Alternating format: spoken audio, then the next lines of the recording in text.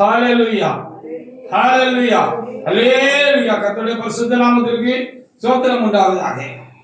தேவ கிருபை நமக்கு இந்த நாளில் பெரிதாக விளங்கினமைக்காக என் ஆண்டவருக்கு நானும் உங்களோடு கூட சேர்ந்து ஸ்தோத்திரம் செலுத்துகிறேன். இந்த நாள் பரிசுத்த நாள் மாத்திரமல்ல, புதிய எருசலேம் சபை கர்த்தர் தலைமை அப்போஸ்தலரையா என் லாசரையா அவர்களை கொண்டு சித்தம் கொண்டு எழுப்பி 57 ஆண்டுகள் கடந்த 7ஆம் தேதியில் நிறைவடைந்திருக்கிறது.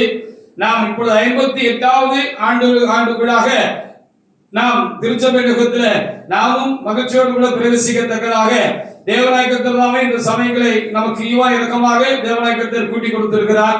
அப்படினாலே இன்றைக்கு நமக்கு இரட்டிப்பான ஆசீர்வாதம், சபையினுடைய ஆசீர்வாதங்களை பெற்றுக்கொண்ட நாம் அந்த சபையினாலே இந்த நாளிலே அனுஷ்டிக்கும்படியாகவும் அதே நேரத்தில் பரிசுத்த ஆராதனையாகவும் தேவனாய் கர்த்தருக்கு ஒரு பரிசுத்த ஆராதனை ஏற்படும்படியாகவும் தேவனாய் கர்த்தர் இந்த நாளை நமக்கு இரட்டிப்பாகி கொடுத்திருக்கிறபடினாலே என் ஆண்டவருக்கு நான் அதிகமாக நான் ஸ்தோத்திரம் செலுத்துகிறேன். கர்த்தர் நமக்கு அருளின ஈவு மகா பெரிது. அது சபையின் முதலே ஒன்று அந்த நல்ல தேசத்தை தேவனாய் கர்த்தர் தாமே நமக்கும் சுதந்திரித்துக் கொள்வதற்கு அந்த தேசத்துல நாமும் தேவனுடைய ஜனங்களாய் ஊழியக்காரர்களாக தேவனாய் கர்த்தருக்கு ஆராதனை செய்யவும் ஊழியம் செய்யவும் கூட தேவனாய் கர்த்தர் தாமே நமக்கு பாராட்டின அன்பு மகா பெரிது. அதை எண்ணி நானும் திரும்பவும் சிறந்தாழ்த்தி என் தேவனை நான் ஸ்தோத்திரிக்கிறேன். கர்த்தருடைய கிருபையினாலே ஆதிச்சபை விழுந்து போன பிற்பாடு வருடங்களும் காலங்களும் அதிகமாய் கடந்து போய் விட்டாலும் கர்த்தர் கடைசி காலங்களில் தம்முடைய சபையை எழுப்புவது அவருடைய திருவுள சித்தமாக இருந்திருக்கிறது. அப்படி திருவுள சித்தமாக தேவனுக்குள்ளே அது இருந்தபடியினாலே ஆதி திருச்சபையினுடைய தொடர்ச்சியாக இந்த கடைசி நாட்களே தேவனாய் கர்த்தர் தம்முடைய திருச்சபை எழுப்ப தேவனாய் கர்த்தர் தான் சித்தம் கொண்டு முன்திருந்து வைத்திருந்தானே தேவனுடைய மனுஷனாகிய பரிசுத்த தலைமையாவை தேவனாய் கர்த்தர் லாசரையாவை தேவனாய் கர்த்தர் தாமே தெரிந்து கொண்டு அவரை தேவனாய் கர்த்தர் தாமே அழைத்து அவர் அப்போஸ்தலராக தேவனாய் கர்த்தர் தாமே அபிஷேகித்து ஆசீர்வதித்து அந்த தேவனுடைய மனுஷனை கொண்டு தேவனாய் கர்த்தர் தாமே 8/8/1968 தேவனாய் கர்த்தர் இந்த கடைசி கால திருச்சபையை ஆதி திருச்சபையினுடைய தொடர்ச்சியும் முடிவுமாய் இருக்கிறதான இந்த கடைசி கால திருச்சபையை தேவனாய் கர்த்தர் என்ன செய்தார்? எழுப்பினார். தேவன் எழுப்பினமைக்காக நாம் தேவனாய் கர்த்தருக்கு நாம் ஸ்தோத்திரம் செலுத்துமாக அந்த திருச்சபை எழுப்பப்பட்டு 57 ஆண்டுகள் நிறைவடைந்திருக்கிறது. அதிலே பள்ளமும் மேடும் ஏற்றமும் இறக்கமும் இந்த திருச்சபைக்கு உண்டாயிருந்தது. மகிமையும் புகழ்ச்சியும் உண்டாயிருந்தது. நெருக்கங்களும் உண்டாயிருந்தது. நாட்களில் மனிதனுடைய சூழ்நிலாலும் கொள்ளாத மனிதர்கள் தங்களை எவ்வளவு முன்னிறுத்த ஆவல் கொண்டு அதுக்காக வைராக்கியம் கொண்டு கர்த்தருடைய காரியங்களை பின்னுக்கு தள்ளி போட்டபடினால திருத்தோபனத்துல வருத்தமான காரியங்கள் சம்பவங்களும் நடந்து அதற்காக மிகுந்த துக்கமும் பாரமும் படக்கூடிய காலமாகவும் அது இருந்து விட்டதுதான் ரொம்ப வேதனையான ஒரு காரியம். இருந்தாலும் எருசலேமை கர்த்தர் கட்டுகிறார் என்று சொல்லியிருக்கிறபடினாலே அது கர்த்தருடைய சபை, இது கர்த்தருடைய சபை ஆனபடினால் இப்படிப்பட்ட காரியங்கள் எல்லாம் நடக்கும் என்று கர்த்தருக்கு இந்த சபை எழுப்பதற்கு முன்பாகவே உலக தோற்றத்துக்கு முன்பாகவே அல்லது உலக தோற்றத்துக்கு முதல் கர்த்தருக்கு இது தெரிந்த ஒரு காரியம் தான். அப்படி நடக்கிற பொழுது அவற்றை எப்படி சரி செய்வதென்றோ அவருடைய ஆதீனத்திலே பரலோகத்திலே அதற்கு வேண்டிய ஏற்பாடுகளும் கண்டிப்பாக உண்டு. அதனால் தேவனாய் கர்த்தர் தம்முடைய திருச்சபையை அவர் இடையிலே போட்டு விடுகிறவர் அல்ல, அதை எப்படியாக கட்டி முடிக்க கூடாதபடிக்கு அதை இடையிலே போட்டு விடுகிறவர் அல்ல, அவர் கட்டி முடிப்பார். அதை கட்டி முடிக்க அவர் வல்லமையும் திராணியும் உள்ளவராக இருக்கிறார். அதில் நாட்களில் காணப்படுகிற குறைவுகள் எல்லாம் தேவனாய் கர்த்தர் மாற்றி திருச்சபையை திரும்பவும் இந்த பூமியில புகழ்ச்சியாகவும் மகிமை உள்ள சபையாக அதை எழுப்பவும் அந்த மகிமை உள்ள சபையில தேவனாய் கர்த்தர் மகிமையில வெளிப்படவும் அவரால் ஆகும் என்று நாம் ஆவியில உணர்ந்து கொள்ளத்தக்கதாக தேவனாய் கர்த்தர் தாமே இந்த நாளிலும் கர்த்தர் தாமே நமக்கு பாராட்டின அன்புக்காக என் தேவனாய் கர்த்தருக்கு நான் அதிகமாக ஸ்தோத்திரம் செலுத்துகிறேன். விசேஷமாக நாம் சூழ்நிலை நிமித்தம் சபை நாட்களில் அவராக தாழ்ச்சி அடைந்திருக்கிறது நிமித்தம் சபைக்கு தாழ்ச்சி உண்டானபடினாலே நமக்குள்ளும் அதிகமான வருத்தங்களும் பாரங்களும் அதை குறித்தான கவலையும் தாக்கங்களும் மனதளவில் உள்ளத்துக்குள்ளே உண்டு என்று நாம் அறிந்திருக்கிறோம்.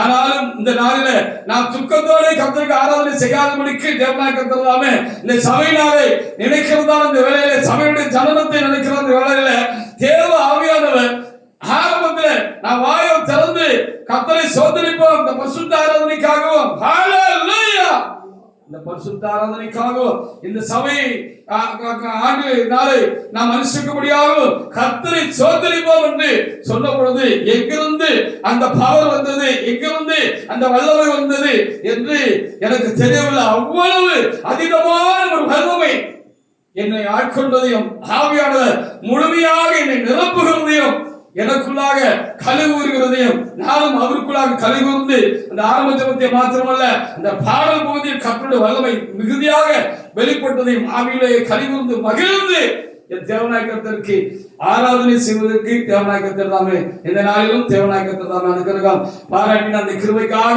நன்றி செலுத்துகிறார். கர்த்தருடைய சபை எழுப்பப்பட்ட நாள் அது பரலோகத்திலும் பெரிய மகிழ்ச்சியை உண்டாக்குகிறது.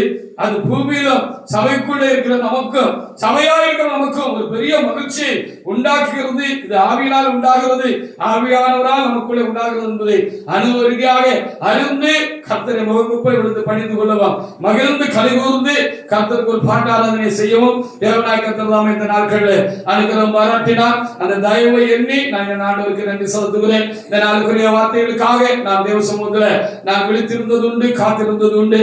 நான் விழித்திருந்த பொழுது காத்திருந்த பொழுது என்னுடைய தேவனாய கர்த்தர் உங்களுடைய தேவனாய கர்த்தர் வார்த்தைகள் இருந்தால் அந்த வார்த்தைகளை இந்த ஆண்டு விழா நாளில் நாம் தியானித்து பார்ப்பதற்கு இறைவன் தாமே எனக்கும் உங்களுக்கும் கேட்கிறவர்களுக்கும் கர்த்தர் தாமே தயவு செய்வாராக. சங்கீத புத்தகத்திலே 102வது சங்கீதத்திலே 13 15 கர்த்தர் நாளைக்கு வார்த்தைகளாக கொடுத்திருக்கிறார். திருச்சபை நுகத்திலே திருச்சபைக்காக பாரப்பட்டு கலங்கி இருக்கிற எந்த ஒரு தேவனுடைய பிள்ளைக்கு ஊழியக்காரனுக்கும் இந்த வார்த்தை கர்த்தரால் அருளப்பட்டிருக்கிறது. அந்த வார்த்தையினுடைய கர்த்தர் அடுத்து காரியங்களை நடப்பிப்பாராக. நாம் வாசிக்கலாம். சங்கீத புத்தகத்துல 102ல 13 15 வாசிக்கலாம். 13 அடுத்த 15 நல்ல சத்தமா வாசிக்கலாம். தேவரீர் எழுந்தருளி எழுந்தருளி சீயோனுக்கு இறங்குவீர். அதற்கு தயவு செய்யும் காலம் வந்தது, அதற்காக குறித்த நேரமும் வந்தது. 15 கர்த்தர் சீயோனை கட்டி தமது மகிமையிலே வெளிப்படுவார் என்று இங்கே ஒரு நல்ல வார்த்தையை தேவனாய கர்த்தர் தந்திருக்கிறார். ஒரு கேள்விக்குறியான காலம்.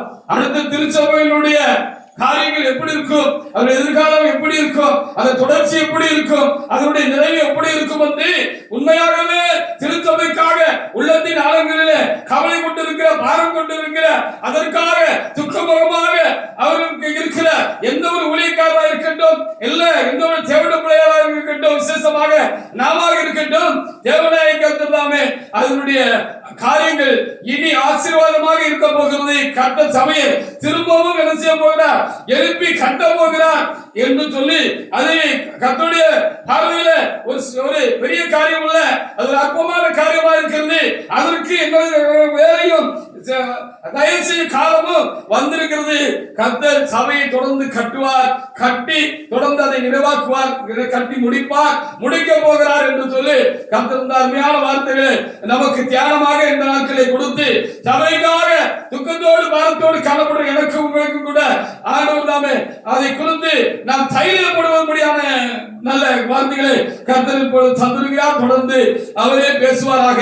இன்னும் தைரியப்பட முடியாத நான் கர்த்தர் சபைக்காக தைரியப்பட முடியாத காரியங்களை தேவனாய கர்த்தர் நமக்கு கொடுப்பாராக. சங்கீத புத்தகத்தில் 102ல அந்த 14வது வசனத்தை கூட ஒரு தேவனுக்குள்ள எடுத்து வாசிக்கலாம். வாசிக்க சங்கீத புத்தகத்துல 102 14 ஒரு தேவனுக்குள்ள எடுத்து வாசிக்கலாம். வாசிக்க உங்களுடைய ஊழியக்காரரின் கல்லுகள் மேல் வாஞ்சை வைத்து உங்களுடைய ஊழியக்காரர் அதன் கல்லுகள் மேல் வாஞ்சை வைத்து அதன் மண்ணுக்கு பரிதவிக்கிறார்கள். அதனுடைய மண்ணுக்கு பரிதவிக்கிறார்கள். அல்லேலூயா. இன்றைக்கு சபைக்காக சபை ஒரு குறைவை அனுபவித்துக் கொண்டிருக்கிற அந்த காலங்களில் யாக்கோபுக்கு இக்கட்டு காலம் என்று வேத புத்தகத்தில் எழுதப்பட்டிருக்கிற போல சபைக்கு ஒரு இக்கட்டான ஒரு காலத்துக்குள்ளாக நாம் கடந்து போய் கொண்டிருக்கிறோம். அப்படிப்பட்ட காலங்கள்ல இந்த சபைக்கு உண்டாகிற இக்கட்டுகளுக்காக உண்மையாகவே பாரப்படுகிறவர்கள் உண்டு. விசேஷமாக நான் உண்டு, ஹalleluya, நீங்கள் உண்டு. இன்னும் சபைக்கு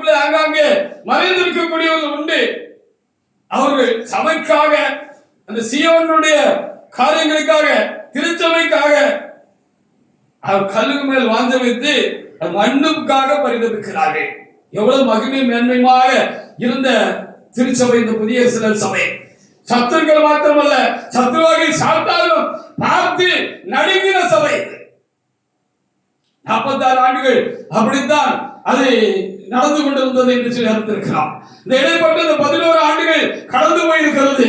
இந்த 11 ஆண்டுகள்ல ஒரு பெரிய சரிவு திருச்சபையிலே உண்டாகிவிட்டது.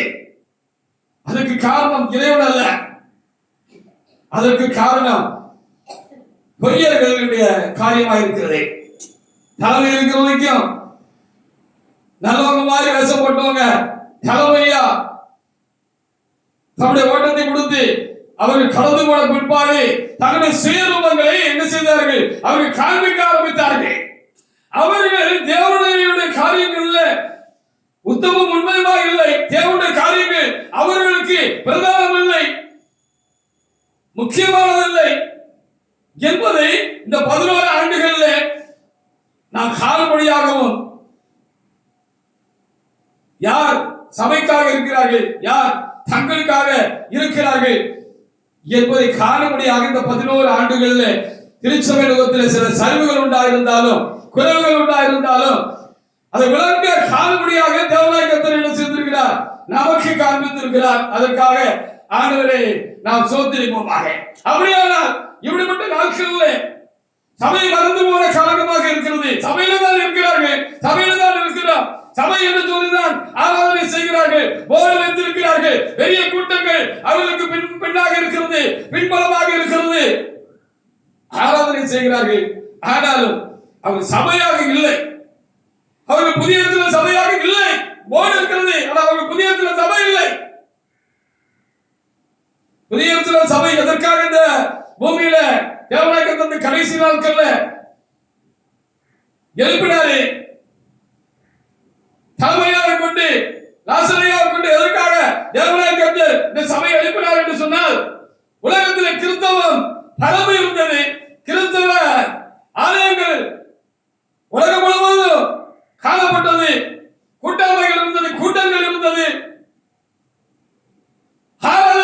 உலகம் முழுவதும் கர்த்தராகிய இயேசு கிறிஸ்துவுக்கு ஏறெடுக்கப்பட்டது. கோடி கோடியான மக்கள், விசேஷமாக எல்லா மதங்களையும் மார்க்கங்களை காட்டிலும் கிறிஸ்தவ மக்களுடைய எண்ணிக்கையே பிரதானமாக இருக்கும்படியான காலமாக இருக்கிறது. என்றாலும் கர்த்தருக்கு ஒரு பயபக்தி உள்ள ஆராதனை வெளியிலே இல்லை. கர்த்தருக்கு ஒரு பரிசுத்தமான ஆராதனை, பரிசுத்தமாக இருந்து பாவத்திலிருந்து விடுதலையாகி தேவனாய கர்த்தருக்கு பயபக்தியோடு விட ஒரு பரிசுத்தமுள்ள ஆராதனை வெளியே இல்லை. இந்த கிறிஸ்தவ உலகம் சீர்கெட்டு போயிருந்தது. கிறிஸ்தவர்கள் சீர்கெட்டு போயிருந்தார்கள். ஊழியக்காரர்கள் தன்னலக்காரர்களாக இருந்தார்கள், சுயநலக்காரர்களாக இருந்தார்கள், பெருமைக்காரர்களாக இருந்தார்கள், பொருளாதாரக்காரர்களாக இருந்தார்கள். தேவனை வழிநடத்துகிற ஊழியக்காரர்கள் அநேகர்கள் விழுந்து போனவர்களாக இருந்தார்கள், பாவம் செய்கிறவர்களாக இருந்தார்கள்.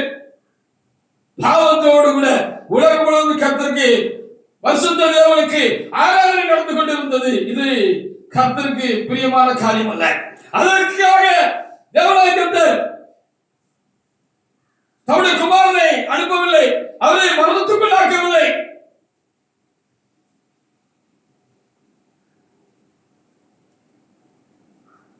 அவரை எழுப்பவும் இல்லை. இப்படி கிறிஸ்தவ உலகம் சீர்கெட்டு போயிருந்தது. அப்படினாலே ஒரு சீரான ஒரு சபை, உண்மையுள்ள ஒரு சபை, ஒரு பயபக்தி உள்ள ஒரு சபை, ஒரு பரிசுத்தம் உள்ள ஒரு சபை, ஒரு பரிசுத்தவான்களுடைய கூட்டம், அன்பு ஐக்கியம் உள்ள ஒரு கூட்டம், சகோதர சிநேகம் உள்ள கூட்டம், நீதி தேவனுடைய நீதி நியாயங்களையும் நடப்பிக்கப்படக்கூடிய ஒரு பரிசுத்த ஜன கூட்டம் எழுப்பப்பட வேண்டும் என்பதற்காகத்தான் தேவனாய் கர்த்தர் என்ன செய்தார்? புதிய இஸ்ரவேல் சபையை தேவனாய் கர்த்தர் எழுப்பினார். அந்த நோக்கம் தேவனுடைய சபையில பரிபூர்ணமாக காணப்பட்டது. அன்பு இருந்தது, பயபக்தி இருந்தது, பரிசுத்தம் இருந்தது, சகோதர சிநேகம் இருந்தது, நீதி நியாயங்கள் தேவ சமூகத்தில் சரியாக இருந்தது. ஏழை என்றும் இல்லை, பணக்காரன் என்றும் இல்லை, பெரியவன் என்றும் இல்லை,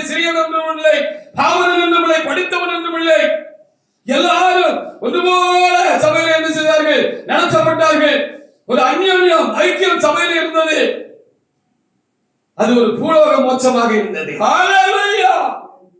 எப்படி? அது ஒரு பூலோக மோட்சமாக இருந்தது.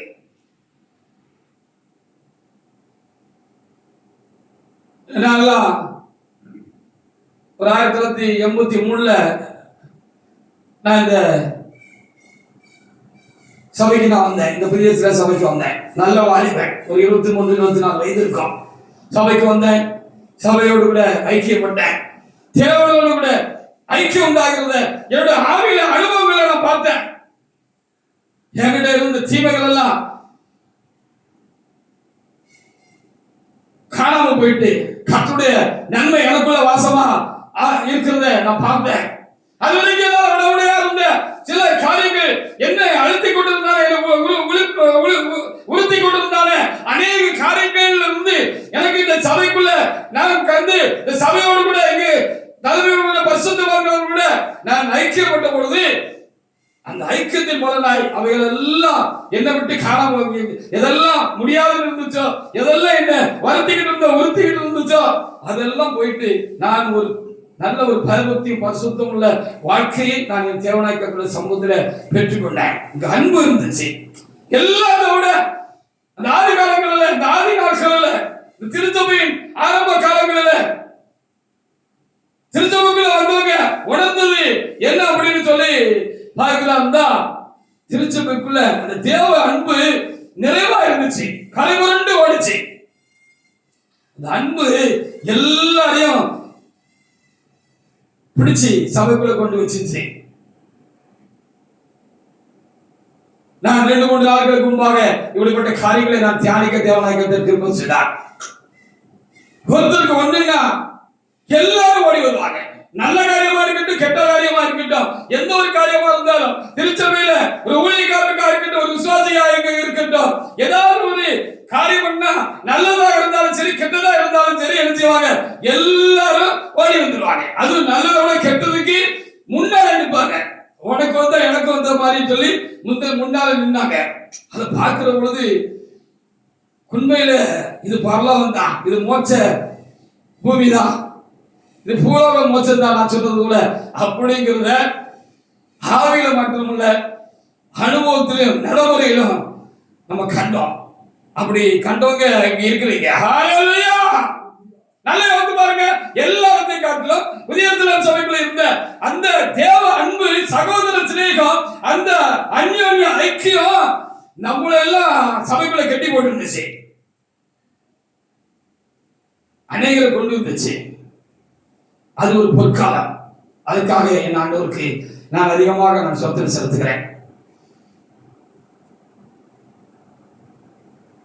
நம்மள லேசா கொஞ்சம் சின்ன கூட்டமா நம்ம அந்த ஆரம்ப காலங்களில் இருந்திருந்தாலும் நம்மள லேசா யாரும் தொற்ற முடியாது, இல்ல பரிசுத்தவான்களை தொற்ற முடியாது, சபையை தொற்ற முடியாது. ஏன்னு சொன்னால் கர்த்தர் ஏசாயா புத்தகத்தை நாம் வாசிக்கிறது போல பறந்து காக்கிற பச்சைகளை போல கர்த்தர் எருசலேம் மேல என்ன இருந்தாரு? ஆதரவா இருந்து அதை காத்து தப்ப பண்ணுவாருங்கிற மாதிரி கர்த்தர் நமக்கு ஆதரவா இருந்தாரு. நாம ஒருவருக்கு ஒருவர் என்ன செஞ்சோம்? ஆறுதலா இருந்தோம், ஆதரவாக இருந்தோம். முடியல நம்ம சின்ன கூட்டமா இருந்தாலும் நம்மளை சுத்தி இருக்கிற இந்த உலகம், நம்ம சுத்தி இருக்கிற ஊரு நம்மளை கண்டு என்ன செஞ்சிச்சு? அன்னைக்கு பயந்தது. ஹல்லேலூயா. அப்படி ஒரு மகிமையான சபையை தேவனாய் கர்த்தர் என்ன செய்தார்? நமக்கு தந்திருக்கிறார். அதற்காக நாம் ஆண்டவருக்கு நாம் ஸ்தோத்திரம் செலுத்துவோமாக. ஆனா இந்த தலைமையாண்டு மரணத்துக்கு பிற்பாடு மூத்தவர்களா இருக்கிறவங்க இதுக்கு நாம் சொன்னதெல்லாம் இப்ப நல்ல விளங்கும். உண்மைதான் பாஸ்டர் அப்படின்னு அவங்க நெஞ்சில கை வைத்து ஒத்துக்கொள்வாங்க. அந்த மரணத்துக்கு பிற்பாடு மற்ற சபைகளை போல இதுவும் வீழ்ச்சி அடைந்திருக்கிறது. இது ரொம்ப வருத்தமான ஒரு காரியம். வீழ்ச்சி அடைந்திருக்கிறது. சபைக்குள்ள எதெல்லாம் இருந்துச்சோ, நான் ஏற்கனவே சொன்ன எதெல்லாம் இருந்துச்சோ அதெல்லாம் இப்ப இல்ல. இருக்குன்னு யாராவது சொல்லுங்க பாப்பா. அப்படி ஏதாவது இப்போ இருக்குன்னு நீங்க சொல்லுங்க பாப்பா.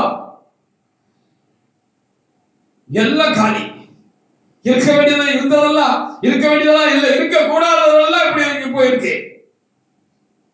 பயபக்தி இல்ல, பரிசுத்தம் இல்ல, நியாயம் இல்ல, நீதி இல்ல, உண்மை இல்ல, ஒழுங்கு இல்ல, தேவனுடைய ஆளுகை இல்ல, அதிகாரம் இல்ல.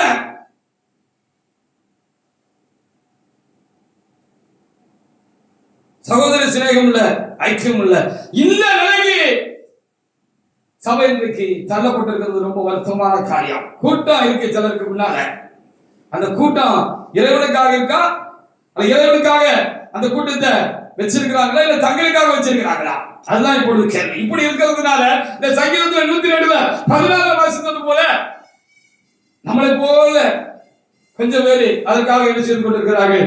வருத்தப்பட்டு கொண்டிருக்கிறார்கள், துக்கித்துக் கொண்டிருக்கிறார்கள். அவர்களுக்கு தேவனாய்க்கிறது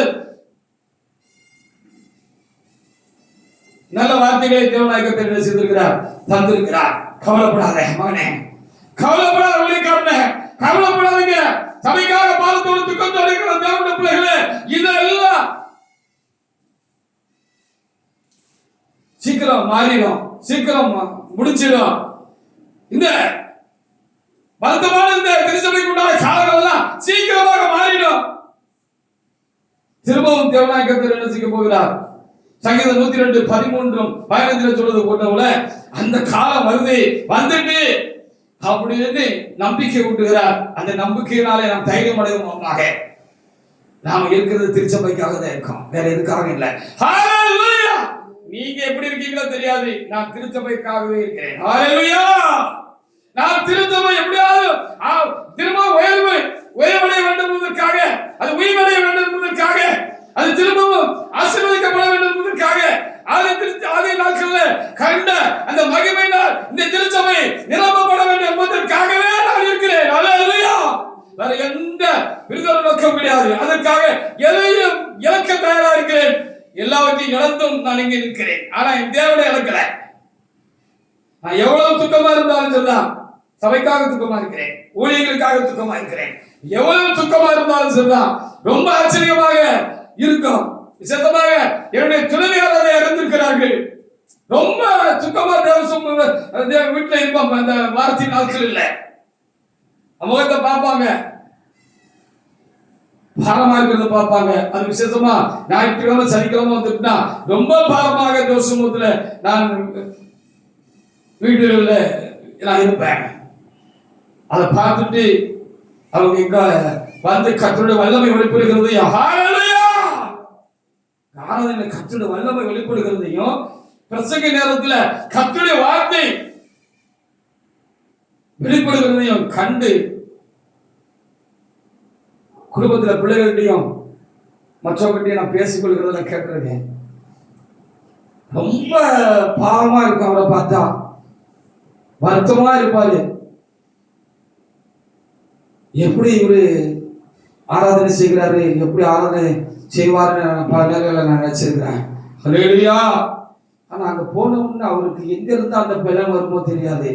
அந்த ஆராதனையில கர்த்தருடைய ஆட்கொள்ளுதல் நிறைவும் வல்லமையும் அங்கே வெளிப்படுகிறது. நான் பல நேரம் கண்டிருக்கேன். கர்த்தர் அவரோடு இருக்கிறாரு. துணையாருக்குள்ள உணர்மொழியாகவும் குடும்பங்கள்ல பகிர்ந்து கொள்ளும்படியான காரியங்களை செய்திருக்கிறார். அதை நானும் காண்கிறேன். என் பலத்துல நான் தேவ சமூகத்தில் இல்லை, என் பலத்துல நான் தேவ சமூகத்தில் கர்த்தருக்கு ஆராதனை செய்கிறது இல்லை. ஹalleluya! என்னுடைய எனக்கு விளையாட்டு போன நேரங்கள் தான் இந்த காலங்களில் சபை விழுந்து கிடக்க முடியலாலே, அதனுடைய பாரத்தை அழுத்துக்க முடியலாலே நான் அதிகமாக மனம் பாதிக்கப்பட்டவனாக நான் தேவ சமூகத்தில் நான் காணப்படுகிறேன். ஆனாலும் என் கர்த்தருடைய சமூகத்துக்கு நான் வருகிற பொழுது அந்த புதிய சிலர் தேவன் எனக்கு புது பலனை தருகிறார். அந்த புதிய சிலன் தேவன் எனக்குள்ள வல்லமை கொள்கிறார். அதனாலதான் நான் சொல்றது, நான் புதிய சிலன் சபையா இருக்கிறேன்னு தைரியமாக நான் சொல்ல முடிகிறது. ஹல்லேலூயா! நான் கடந்த காலங்களிலும் இப்படிப்பட்ட சபை நாட்களில, சபை ஆண்டு விழா காலங்களில, இடைக்காலங்களில, தலைமையாக மரணத்துக்கு பொறுப்பாடு இந்த இடைக்காலங்களில நான் கூட்டம் பெருசா இருக்கிற இடங்கள்ல நடக்கிற பிரசங்கங்களையும் நான் கேட்டிருக்கிறேன். கர்த்தருடைய சபையை குறித்து துல்லியமான திட்டமான கர்த்தருடைய சபையை குறித்தான பிரசங்கங்கள் எங்கேயும் கிடையாது. ஹalleluya! இருட்டடிப்பு செய்கிற காலமாக இருக்கிறது. தலைமை இருட்டடிப்பு செய்கிற காலமாக இருக்கிறது. தலைமை இப்படிப்பட்ட காலங்களில் சபையுடைய தாமதம் கர்த்தர் எழுப்பினதுமான அந்த அப்போஸ்தலரை குறித்து இருட்டடிப்பு செய்கிற காலமாக இருக்கிறது. ஏன் சரித்திரத்தை மாற்ற முடியாது தானே? தலைமை எழுப்பிதானே கர்த்தர் சபை எழுப்பினாரு. ஏன் பின்னைக்கு நின்றவர்கள் தங்களை முன்னுக்கு தள்ளி தங்களை காட்டிக் கொண்ட காலமா இருக்கு. ஒரு சரியான இதான் சபைன்னு ஆணித்தரமாக கர்த்தருடைய சபையை குறித்து பேசுவதற்கு இன்றைக்கு ஆட்கள் இல்லை. ஹalleluya. ஒரு ஊழியக்காரன் அவன் முன்னால ஒரு பெரிய கூட்டம் இருக்கு.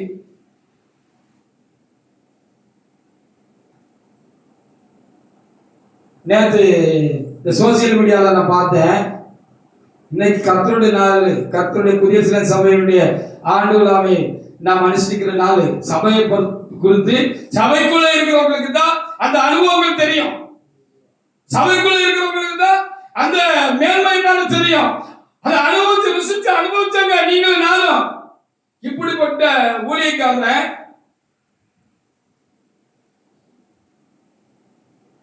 இந்த சபை நாள்ல செய்தி கொடுக்காம வெளியே இருக்கிற வேற ஒரு சபையில் இருக்கிறது ஒரு பேர் போட்டு இருந்துச்சு. அந்த சபையில இருந்து எவ்வளவு ரெவரண்டா அந்த ஆளை கொண்டு போய் இன்னைக்கு செய்தி அந்த ஆளுன்னு சோசியல் மீடியால விளம்பரம் கொடுத்திருக்கான். அவன் இவன் தான் பேசுறதுக்கு கர்த்தர் அனுமதிக்கிறார். எவ்வளவு பெரிய கீழான நிலைக்கு இவங்க எல்லாம் போயிட்டாங்க. ஆனா பேர் புதிய சபை கர்த்தருடைய ஐயா பெரிய இருக்கிற காலங்கள்ல இந்த சபைக்குள்ள அந்நிய ஊழியக்காரங்க இந்த மேல ஏற முடியுமா? ஏன் என்று சொன்னால் சபை உலகத்திலிருந்து பிரித்தெடுக்கப்பட்ட ஒரு சபையாக இருக்கிறது. சபை உலகத்திலிருந்து பிரித்தெடுக்கப்பட்டது. இதுக்குள்ள இருக்கிற ஜனங்கள் உலகத்திலிருந்து பிரித்தெடுக்கப்பட்டவர்களாக இருக்கிறார்கள். இங்கே ஊழியம் செய்கிறவர்களும் கர்த்தர் கண்டு பிரித்தெடுக்கப்பட்டவர்களாக இருக்கிறார்கள். கர்த்தருடைய ஆவியினால் ஆட்கொள்ளப்பட்டவர்களாக இருக்கிறார்கள். கர்த்தருடைய ஆவியினால் நிரப்பப்பட்டவர்களாக அவர்கள் இருக்கிறார்கள். அவர்களை கர்த்தர் தமக்கு ஊழியம் செய்யும்படி புதிய சபையை நடத்தும்படி அல்லது கட்டும்படி அல்லது கட்டுகிறவர்களுக்கு உதவியாக இருக்கும்படி பக்கபலமாக இருக்கும்படி தேவனாய் கர்த்தர் அவர்களை தான் தம்முடைய ஆவியை கொண்டு நிரப்பியிருக்கிறார். அவர்களால்தான் திருச்சபையை குறித்து இப்படிப்பட்ட நாட்களில் திட்டமாக அறிவிக்க முடியும். அப்ப இப்படிப்பட்ட ஊழியக்காரர்கள் எந்த அளவுக்கு கீழ்த்தமான நிலைக்கு போயிட்டான்னு பாருங்க. ஐயா வெளியில இருந்து ஒரு ஊழியக்காரனை கொண்டு வந்தா அவனுக்கு என்ன தெரியும்? சபையை குறித்து என்ன சொல்லுவாங்க? சபையை பத்தி என்ன தெரியும் அவனுக்கு? என்ன தெரியும் அவனுக்கு? உணர்வு கெட்டவர்களாக அநேக ஊழியக்காரர்கள் அவங்க முன்னால ஒரு பெரிய கூட்டம் மனிதர்களால அப்போஸ்தலர் ஆக்கி வேற என்னையா சொல்லுது? நான் மனுஷன் மூலமா இல்ல மனுஷராலும் அல்ல அப்படின்னு தான் சொல்லுது. கலாத்தியர் அப்படிதான் சொல்லிருக்கு. கர்த்தராகிய இயேசு கிறிஸ்து மூலமாக நான் அப்போஸ்தலர் ஆனேன். கர்த்தராகிய இயேசு கிறிஸ்து தான் என்னை அப்போஸ்தலர் ஆக்கினாரு. அவர் எனக்கு தரிசனமாகி இந்த உயிர் திறந்த கர்த்தர் எனக்கு தரிசனமாகி என்னை அப்போஸ்தலரா ஆக்கினாரு அப்படின்னு சொல்லிதான் வேத புத்தகத்தில் எழுதப்பட்டிருக்கிறது. மனுஷனாலும் அல்ல மனுஷன் மூலமா ஒரு மனுஷன் அப்போஸ்தலர் ஆக முடியுமாயா? ஆக முடியுமா? ஒரு மனுஷனை அப்போஸ்தலர் ஆக முடியுமா? அனுப்பப்பட்டவர் என்று சொல்ல முடியுமா? அப்ப இவங்க மனுஷனுக்கு அப்போஸ்தலர். உங்களுக்கு விளங்குதா? எவ்வளவு குதர்க்கமான காரியங்கள் ஒரு தலையில் இருந்தோடனே நடக்குது பாத்தீங்களா? எவ்வளவு குதர்க்கமான காரியங்கள் நடக்குங்க. அப்ப மனுஷனுக்கு அப்போஸ்தலர், திருச்சபைகள்ல தேவனுக்கல்ல. தேவனாய் கர்த்தர் கர்த்தராகிய இயேசு கிறிஸ்து ராக்காலம் முழுவதும் காத்திருந்து ஜெபிச்சு கர்த்தரிடத்துல தம்முடைய தேவனிடத்துல அவர் இவராக கேட்டு அவர் சொன்ன 12 பேரை தேவனாய் கர்த்தர் என்ன செய்தார்? கர்த்தராகிய இயேசு கிறிஸ்து அழைத்து அவரை அப்போஸ்தலர், அவருக்கு அப்போஸ்தலர் என்று பெயரிட்டார்கள். அப்போஸ்தலர் என்றால் அனுப்பப்பட்டவர்கள் என்று சொல்லி அர்த்தம். அப்போஸ்தலர் என்று சொன்னால் அனுப்பப்பட்டவர்கள் என்று அர்த்தம். தம்முடைய ஊழியமாக கர்த்தராகிய இயேசு கிறிஸ்து அவர்களை அனுப்பினார் என்று சொல்லி அர்த்தம். கர்த்தராகிய இயேசு கிறிஸ்து அப்போஸ்தலரை எழுப்ப முடியும். ஹalleluya! என்ன குதர்க்கம் இங்க நடக்கிறது? இத சொன்னா என்ன பகைக்கிறது, எனக்கு விரோதமா பேசுறது, என்ன தூசிக்கிறது, என்ன குறிச்சு சப்பரையான காரியங்களை சபையில பார்ப்பது. தேவ சமூகத்தில் இருக்கிறான மூத்தவர்களே, முதியவர்களே, போன தலைமுறை சந்ததிகளை நீங்களும் அழுதுதானே இருக்கிறீங்க. நீங்களும் இதுக்கு உட்கையா உடந்தையாக இருக்கிறீங்க. அது எப்படி முடியும்? அது முடியாது.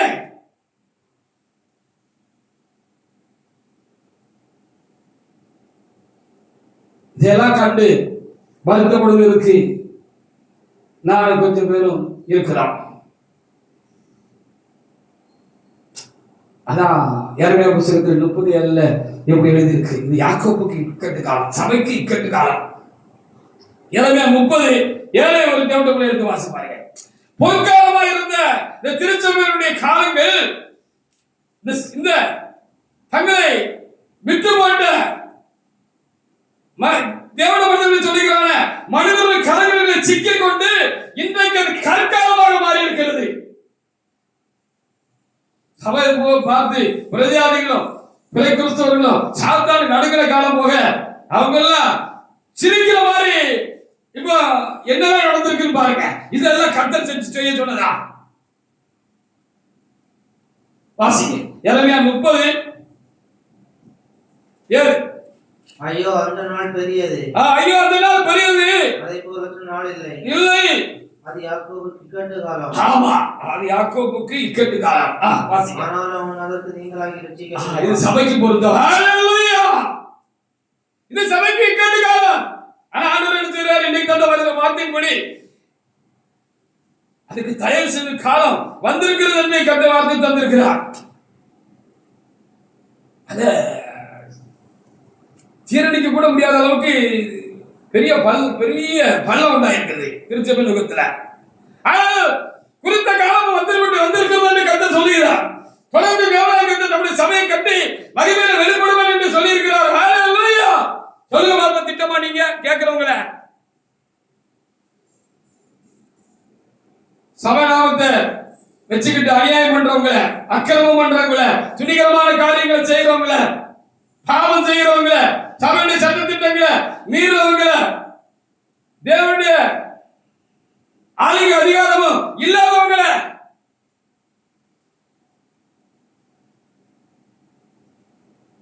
தேவனுடைய ஆலோசனைக்கு கீழ்ப்படியாம மனுஷனுக்கு பயந்து இருக்கிறவங்கள அல்லது தேவனுடைய ஆலோசனை சித்தத்தையும் நிறைவேற்ற தகுதி இல்லாதவங்கள, திராணி இல்லாதவங்கள உங்களால சபைக்கு இக்கட்டு உண்டாயிருக்கிறது. உங்களால சபைக்கு இக்கட்டு உண்டாயிருக்கிறது. ஆனாலும் அது நீங்க எழுதப்பட்டிருக்கிறது. கடைசி காலத்துல திருச்சபை தான் கர்த்தருடைய ஒரு பிரதானமான காரியமாக இருக்கிறது. அதுக்குள்ள தீமை நுழைறதுக்கு இவங்க எல்லாம் பங்காளிகளா இருந்துட்டாங்கிறது ரொம்ப வருத்தமான காரியம்.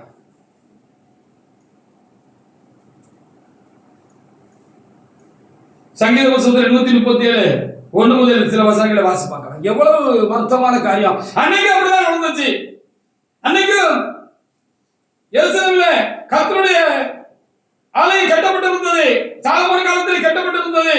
அது இந்த மக்களுடைய அநியாயத்தினாலும் அன்னைக்கு தேசத்தை ஆண்ட இந்த பொல்லாத ராஜாக்களுடைய அக்கிரமத்தினாலும் அநியாயத்தினாலும் ஆகாரத்தினாலும் அன்னைக்கு அந்த கர்த்தருடைய சபை பாழ்பட்டு போயிட்டு அது என்ன பட்டு போயிட்டு அப்பவும் அதுக்காக பாதிச்ச ஜனங்களும் தேவன மனிதர்கள் அன்னைக்கு இருக்கதான் செஞ்சாங்க. அப்படி இருக்கிறதுனாலதான் அன்னைக்கும் இந்த சபை திரும்பவும் மகிமடைந்தது, திரும்பவும் எழுப்பி கட்டப்பட்டது. தேவனுடைய ஆலயம் திரும்பியும் மகிமையாக எழுப்பி கட்டப்பட்டது. அப்படி போல உண்மையாக கர்த்தருடைய சபைக்காக, கர்த்தருடைய ஊழியத்துக்காக, தேவனுக்காக யார் இருக்கிறார்களோ, யார் அதற்காக பரிதபிக்கிறார்களோ, அந்த மண்ணுக்காக யார் முடியாக பரிதபிக்கிறார்களோ, அந்த கல்லுக்காக யார் பரிதபிக்கிறார்களோ, கர்த்தருடைய சபையை கொடுத்து யாருக்கு உண்மையான துக்கமும் வருத்தமும் கலக்கமும் பாரமும் கவலை உண்டாக்கி இருக்கிறதோ அவர்களை கர்த்தர் பார்த்து கொண்டிருக்கிறார். அவருடைய கையில தான் இந்த சபையை திரும்ப எழுப்பி கட்டுவதற்கு கர்த்தர் திரும்ப அந்த வேலையை அவங்க கையில தான் கொடுப்பாரு. உங்க கையில தான் கொடுக்க மாட்டாங்க. ஒத்த மனுஷனா இருந்தாலும், ஒத்த மனுஷன் பெரிய சாதியாக்குவது கர்த்தருக்கு லேசான காரியம். ஹalleluya! இவ்வளவு இக்கட்டான காலத்திலும் சபையை விட்டு விடாதபடி, சத்தியத்தை விட்டு விடாதபடி, சபையை கட்டுக்கொண்ட காரியங்களை விட்டு விடாதபடி, மனுஷருக்காக ஊழியம் செய்யாதபடி, மனுஷருக்கு பயப்படாதபடி, சாத்தானுக்கு பயப்படாதபடி, எவ்வளவுதான் பாதிக்கப்பட்டாலும், எவ்வளவுதான் அதனால உண்டான தாக்கங்கள் உண்டாயிருந்தாலும் கர்த்தரையும் சபையையும் சத்தியத்தையும் உடும்படியா பிடித்துக் கொண்டு ஜீவனை போனாலும் பரவாயில்லை, கர்த்தருடைய ஆசீர்வாதத்தினால, அவருடைய பலத்தினால பிடிச்சு கொண்டு இருக்கிற ஒருவரை கொண்டுதான் கர்த்தர் அதை செய்ய முடியும். நீங்க அப்படி இருக்கீங்க. அறியாத ஜனங்களும் கூட்டமா உங்க பின்னால வராங்க. உங்களுக்காக வேறாக மாறட்டுறாங்க, கர்த்தருக்காக வேறாக மாறட்டல. அதான் ரொம்ப வருத்தமான காரியம். வாசிக்க சங்கீதம் 137 1 முதல் 6 வரைக்கும் 1 முதல் வாசிக்கலாம். வாசிக்க பாபிலோன் நாடுகள் அங்கே நாங்கள் உட்கார்ந்து அங்கே சீயோனை தழுவோம். ஆமா, சீயோன் விழுந்து போச்சு. அதாவது எழுப்பட்டாங்க, கர்த்தருடைய ஆலயம் தீக்கிரையாயிற்று, அது இடிக்கப்பட்டு போயிற்று, அது பாழாய்ப்பட்டு. அப்பொழுது அதற்காக அழுகிறதுக்கு ஆள் இருந்துச்சு. நீங்க சபைக்காக அழுகிறீங்களா? ஏன் சபையில் இருக்கிறவங்கள இல்ல நான் தான் பெரிய ஆளு அப்படின்னு காட்டிக்கிறவங்கள, எனக்கு முன்னால்தான் ஒரு பெரிய கூட்டத்தில் காட்டுகிறீங்களே, சபையை குறித்து உண்மையான வருத்தம் உங்களுக்கு உண்டா? நீங்க அழுகிறீங்களா? உங்களுக்காக அழுது கொண்டிருக்கிறீர்கள், ஜனங்களுக்காக கூட அழல. இந்த ஜனங்களுக்கு ஏன் இன்னும் கண்ணு திறக்கப்படலைங்கிறதா ரொம்ப வருத்தமான காரியமா இருக்கு. வாசிக்க அது நடுவில் இருக்கும் அலரி செடிகள் மீது எங்கள் கிண்ணறங்களை தூக்கி வைத்தோம். எங்களை சிறைபிடித்தவர்கள் அங்கே எங்கள் பாடல்களையும், எங்களை பாழாக்கினவர்கள் மங்கள கீதங்களையும் விரும்பி சீயோனின் பாட்டுகளில் சிலதை எங்களது பாடுகளை. என்ன பாரம், என்ன வைராக்கியம்! கொஞ்சம் பேர் இருந்தாங்க, இருக்கிறார்கள். எது போனாலும் போட்டோம், ஜீவனை போனாலும் போட்டோம், நாங்கள் வலது புறம் இடது புறம் தேவனுடைய சபையை விட்டும் சத்தியத்தை விட்டும் நாங்கள் விலகவும் உள்ள பொருளும் உள்ள. சொல்லுங்க பார்ப்போம். கற்றுக்கொண்ட உபதேசத்துக்கு மாறா இவர் ஊழியம் செய்யறாரு, இவர் சபை நடத்துறாரு, ஜனங்களை நடத்துறாரு, பாவம் செய்யறவங்களை பேருக்குள்ளாக இருக்க கஞ்சாலையா வச்சிருக்கிறாரு, பெரிய குற்றத்தாரே. இன்னைக்கு கர்த்தர் வந்தா நீங்க போவீங்களா? உங்ககிட்ட இருக்கிற 10 பேராவது போவாங்களா? எப்படி போவாங்க? போவீங்க. வாசிங்க. கர்த்தரின் பாட்டை அந்நிய தேசத்தில் நாங்கள் பாடுவது, கர்த்தரின் பாட்டை அந்நிய தேசத்தில் நாங்கள் பாடுவது எப்படி? எருசலேமே, நான் உன்னை மறந்தால் என் வலதுகை என் தொழிலை மறப்பதாக. அடுத்த வசனத்தை கூட வாசிங்க. நான் உன்னை நினையாமலும், நான் உன்னை நினையாமலும், எருசலேமின் முக்கியமான மகிழ்ச்சியினால் அதிகமாக எண்ணாமலும் போனாலும், எருசலேமின் முக்கியமான மகிழ்ச்சியிலும் அதிகமாக எண்ணாமலும் போனாலும் நாவு என் மேல்வாயோடு ஒட்டிக் கொள்வார். நாவு என் மேல்வாயோடு ஒட்டி கொள்ளட்டும் அப்படின்னு துக்கப்படுறதுக்கு அன்னைக்கு அங்க இருந்தாங்க. அவங்களாலதான்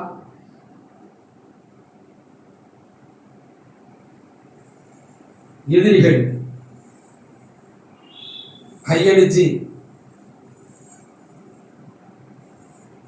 அதை குறமாக ஈஸ்வரிட்ட பொழுது அதெல்லாம் கத்திரம் பார்த்து வைராக்கியம் கொண்டு அப்படிப்பட்ட மனிதர்களை அவர் வானத்திலிருந்து பார்த்துக்கிட்டு இருந்தபடினால இந்த எருசலேம் விழுந்து கிடக்கிறது, இந்த எருசலேம் ஆலயம் அப்படியே விழுந்து போய் விட்டது, அது பாழாய் கிடக்கிறது என்று வாயில் வைத்தியம் அடிச்சுக்கிட்டவங்கள, கண்ணீர் தெரிந்துகிட்டு இருந்தவங்கள கர்த்தர் பார்த்துக்கிட்டே இருந்தார். மேல இருந்து அவங்கள கொண்டு எப்படி எப்படி சன்புலாத்து துபியாக்களுமாக இருந்து இந்த சபையை சாத்தாண்ட கையாக்களா இருந்து தரமட்டமாக நம்மளை கொண்டா கத்தர் கேட்டுவாரு. பதவி வெறி,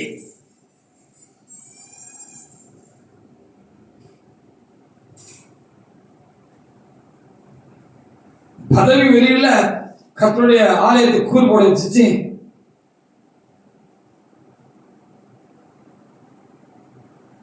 ஆனபடியால் தேவனுடைய பிள்ளைகளே, இதை கேட்கிற திருச்சபை ஜனங்களே, அமெரிக்கா இருக்கிறதுக்கு காலம் இல்ல. இந்த 11 ஆண்டுகளாக இப்படி ஒரு வேதனையான ஒரு கால நிலையில திருச்சபையுடைய காரியங்கள் எல்லாம் போய்கொண்டிருக்கிறது. இந்த வருத்தமான காலங்கள் தொடர்ந்து கொண்டிருக்கிறது என்று இந்த 11 ஆண்டுகளாக நமக்காக நம்முடைய காரியங்களை பார்த்து கொண்டு நமக்கு என்ன இருந்துட்டோமா அப்படிங்கிறதா என்னுடைய கேள்வி. எது எப்படி போகுது, நமக்கு என்ன? நம்ம வீட்டுல போவோம், நம்ம வீட்டுல வருவான், நம்ம காரியத்தை பார்ப்போம், அவ்வளவுதான் ஒரு முடிவுக்கு வந்துட்டீங்களா தேவனுடைய ஜனங்களே? இந்த துணிகரக்காரர்களை விட்டு விடுவான். மற்றவங்களை பார்த்து நான் கேட்கிற கேள்வி எல்லாம் கர்த்தர் கேட்கறதுன்னு வச்சுக்கங்களேன். அதற்காக பரிதவிக்கிற ஊழியக்காரர் தேவனுடைய ஜனங்களோ அன்னைக்கு இருந்தாங்க. ஆகாய் 1, ஆகாய் புஸ்தகம், சாரி ஆகாய் 1:4 வாசிங்க.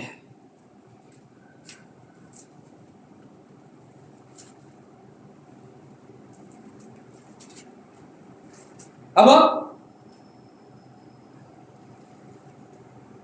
நம்ம வீட்டுல ஒரு வருத்தமான சம்பவம் நடந்துச்சுன்னா நம்ம சந்தோஷமா இருக்க முடியுமா யோசிக்கணும். நம்ம சந்தோஷமா இருக்க முடியுமா? ஆகாய் 1:4 வாசிங்க. வாசிங்க. அன்னைக்கு பெரும்பாலான ஜனங்கள், பெருவாரியான ஜனங்கள், இஸ்ரவேல் ஜனங்கள் கர்த்தருடைய ஆலயத்தை குறித்து, சபையை குறித்து, தேவனுடைய நாமம்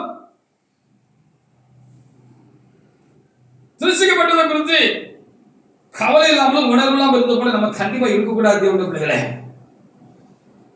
வாசிங்க. இந்த வீடு பாழாய் கிடக்கும் போது, இந்த வீடு கர்த்தருடைய வீடு பாழாய் கிடக்கிற பொழுது நீங்கள் மச்சி போகப்பட்ட உங்கள் வீடுகள் நம்ம சொந்த காரியங்களை பார்த்துட்டு நம்ம போய்கிட்டே இருந்தா எப்படி? கர்த்தருக்காக வைராக்கியம் பாராட்டுகிறேன், கர்த்தர் மேல இயேசுவிலே எனக்கு அன்பின் வைராக்கியம் இருக்கு அப்படின்னு சொன்னா அவருக்கு எந்த காரியத்துல வைராக்கியம் இருக்கோ, எதை குறித்து கர்த்தர் வைராக்கியமா இருக்கிறாரோ அதை குறித்து நமக்கு வைராக்கியம் இருந்தாதான் நம்ம கர்த்தருக்கு வைராக்கியமா இருக்கிறோம். தேவன் சபையை குறித்து வைராக்கியம் உள்ளவராக இருக்கிறார்.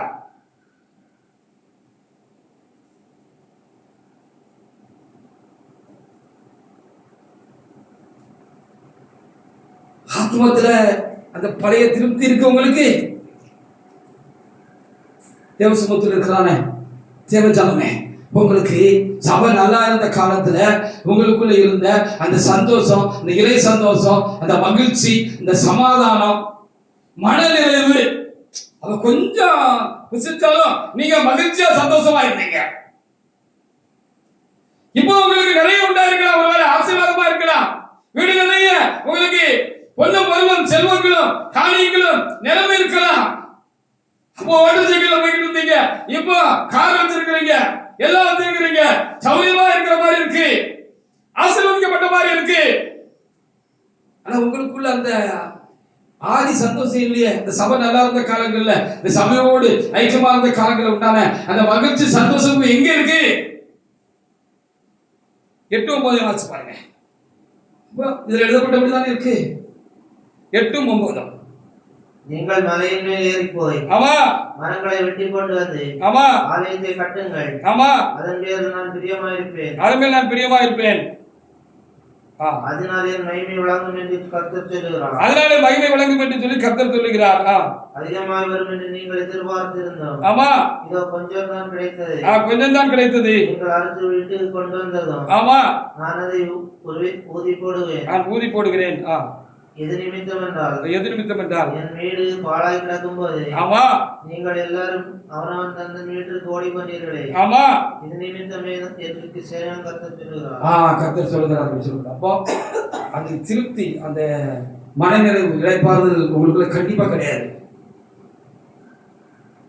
அது திரும்பவும் அந்த காலத்தை நாம் தெரிந்து கொள்ள வேண்டும் என்று சொன்னால், உண்மையில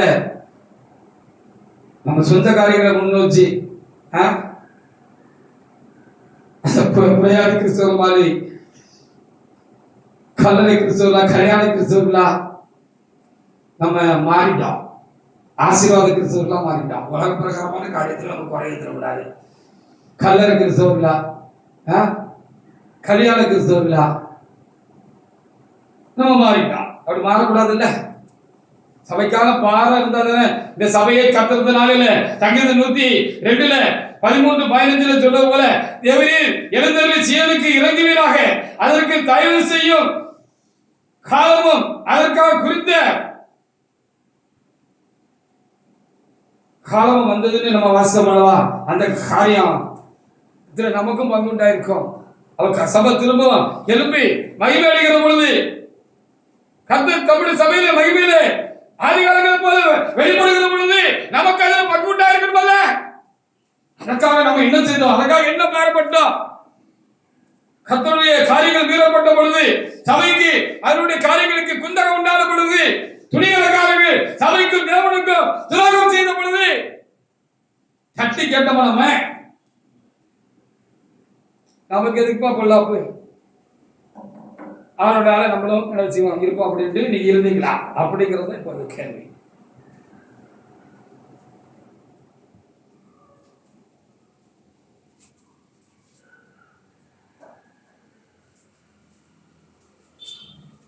கண்டிப்பா சபையை பத்தின பாரம் நமக்கு வேணும்.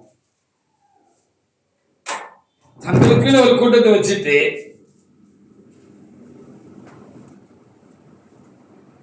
ஊழியம் சேர்ந்து சபையின் ஜனங்களை பற்றி கவலைப்படாத ஒரு கூட்ட ஊழியக்காரங்களை போல நாம இருக்கக்கூடாது. நான் இருக்கக்கூடாது, நீங்கள் இருக்கக்கூடாது. ஹல்லேலூயா.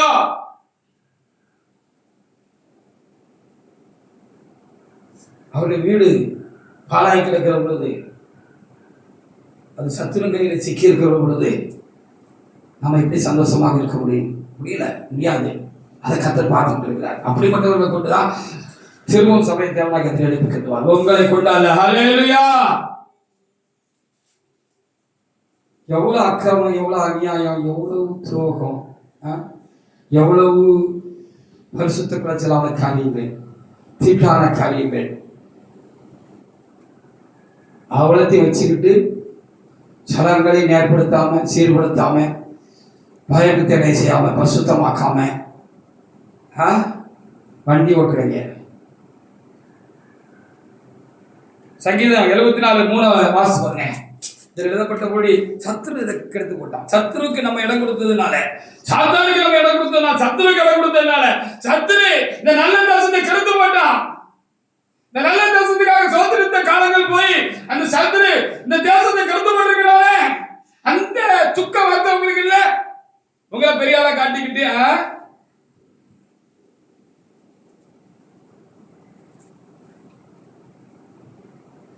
சங்கீதம் 74:3 நெடுங்காலமாய் பாழாய் கிடக்கிற ஸ்தலங்களில் உன்னுடைய பாதங்களை எடுத்துள்ளோம். ஆமாப்பா. பரிசுத்த ஸ்தலத்தில் சத்துரு அதனைத்தையும் கெடுத்து போட்டான். பரிசுத்த ஸ்தலத்துல சத்து எடுத்துட்டான், அதை கெடுத்து போட்டான் அப்படின்னு சொல்லி ரொம்ப தெளிவாக இங்கே எழுதப்பட்டிருக்கிறது. சத்துரு எல்லாத்தையும் எடுத்து போட்டான். அப்படிதானே நடக்க. அன்னைக்கு நடந்துச்சு, இன்னைக்கு நடக்கு. அன்னைக்கு நடந்ததுதான் இன்னைக்கு நடக்கும்னு நாம் பார்க்க முடியுது, நடக்குன்னு பார்க்க முடிகிறது. ஆனால் தேவசமத்திலே வந்திருக்கிறார் தேவனுடைய பிள்ளை. ஆனாலும் இது முடிவல்ல, இது திருச்சபையுடைய முடிவல்ல. அநேகர் நம்பிக்கை இழந்து விட்டார்கள், அநேக ஊழியக்காரர்கள் நம்பிக்கை இழந்து விட்டார்கள். இவ்வளவுதான் முடிஞ்சிட்டு இனி இந்த திருச்சபை அப்படியே மக்கி காணாம போயிடும், இல்லாம போயிடும். அடுத்த சந்ததிக்கு திருச்சபை இருக்காது. அது திருச்சபை நாம போர்டுல ஒட்டி இருந்தாலும், புதிய சிலைமுங்கிற நாம போர்டுல ஒட்டி இருந்தாலும் அது திருச்சபையா இருக்காது. அங்கே கர்த்தருடைய காரியங்கள் இருக்காது.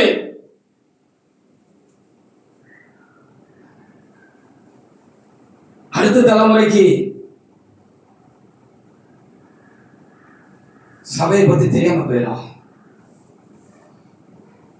அப்படின்னு ஒரு முடிவுக்கு வர்ற மாதிரிதான் இருக்கு சூழ்நிலை. ஹல்லேலூயா. ஆனால் கர்த்தருடைய வார்த்தை என்ன சொல்லுகிறது பார்க்கிற பொழுது, கர்த்தர் சீயோனை கட்டி கமது மகிமையிலே வெளிப்படுவார் என்று கர்த்தருக்கு வார்த்தைகள் தருவதற்காக ஆண்டவருக்கு நாம் ஸ்தோத்திரம் செலுத்துவோமாக. அதை கட்டி முடிப்பாரு. ஹல்லேலூயா. 2-3 நாட்களுக்கு முன்பாக, அதாவது 7ஆம் தேதி அன்னைக்கு ராக்காலத்துல ஒரு சகோதரன் திருச்சபையின ஆண்டவர்களுக்காக ஒரு கட்டுரை எழுதி எனக்கு அனுப்பி வாழ்த்து சொல்லியிருந்தாரு. நான் அதுக்காக அவர் எழுதியிருந்த காரியங்களுக்காக நான் ரொம்ப சந்தோஷப்பட்டேன். அப்ப அவர் என்ன எழுதியிருந்தாருன்னா, அடிக்கடி பெரியாவும் சொல்றது நம்ம கேட்டிருக்கிறோம். நம்ம வீடு கட்டல, கர்த்தருக்கு பெரிய வேலை செய்கிறோம், கோபுரம் கட்டுறோம் அப்படின்னு சில நேரங்கள்ல பெரியார் சொல்றதை நான் கேட்டிருக்கிறேன். நம்ம கோபுரம் கட்டுறேன், வீடு கட்டுறது சாதாரண காரியம், ஆனா கோபுரம் கட்டுறதுன்னா அது ஒரு பெரிய வேலை. அப்படி ஒரு கோபுரம் கட்டணும்னா அதை கட்டி முடிக்கிறதுக்கு காரியம் நம்ம பெயரக்கூடாதுங்கிறதுக்காக அந்த கோபுரம் கட்டுகிறவர்கள் என்ன செய்வார்கள், ராஜாக்கள் என்ன செய்வார்கள் என்று சொல்லி பார்க்கிற பொழுது அதுக்கு செல்லும் செலவை கணக்கு பார்ப்பாங்க. கணக்கு பார்த்து கட்டி முடிச்சிருவாங்க. அப்படி செல்லுங்களா முதல்ல கணக்கு பார்த்துருவாங்க. ஏன்னா இடையில அதை போட்டுட்டோம்னா அதை கட்டி முடிக்கிறதுக்கு திராணி இல்லாம போயிட்டான்னு சொல்லி எதிரிகள் என்ன செய்வாங்க, கை கட்டி சிரிப்பாங்க, பரியாசம் பண்ணுவாங்க, கேலி பண்ணுவாங்க, கிண்டல் பண்ணுவாங்க. அப்படின்னு சொல்லி கர்த்தர் தான் எழுதி வைத்திருக்கிறார். ஹல்லேலூயா. சபை கட்டுறதுன்னா கோபுரம் கட்டுற மாதிரி ஒரு பெரிய வேலை. ஹல்லேலூயா. அப்படின்னு அந்த சகோதரனுக்கு கர்த்தர் குணத்தினாரா என்னன்னு தெரியல, இந்த திருச்சபையினுடைய அந்த ஆண்டு விழா வருகிற அந்த நெருக்கமான வேலைகள்ல அவர் ஒரு கட்டுரை எழுதியிருந்தாரு. ஆனபடினாலே திருச்சபை தேவனால் கட்டப்படுகிறது. அது செல்லுகளுக்கு கணக்கு என்ன, அதுக்கு செல்லு கணக்கு என்ன, அதை கட்டி முடிக்கிறதுக்கு என்னென்னலாம் செய்யணும் சொல்லி கர்த்தர் என்ன செஞ்சிருக்கிறாரு, அதை ரெடி பண்ணி வச்சிருக்கிறாரு. அவர் திராணி உள்ளவர், அவர் வல்லமை உள்ளவர். அதனால இடையில உண்டானதெல்லாம் அந்த தேவனாய் கர்த்தர் என்ன செய்வார், நின்று போன காரியங்கள் எல்லாம் தேவனாய் கர்த்தர் மாற்றிட்டு திரும்பவும் என்ன செய்வார், இந்த சபையை தேவனாய் கர்த்தர் கட்டி முடிப்பார். அவர் திராணி உள்ளவர், சபை கட்டி முடிக்கப்படும் என்று சொல்லி அந்த சகோதரன் எழுதியிருந்தார். ஹல்லேலூயா. எனக்கு அது ரொம்ப சந்தோஷமா வேலை நான் உயிர்மீச்சியா இருந்துச்சு. அது காலத்துல திருப்பி நான் வாழ்த்து எழுப்பி ஆமீன் அப்படியே ஆகட்டும் அப்படின்னு எழுதியிருந்தேன்.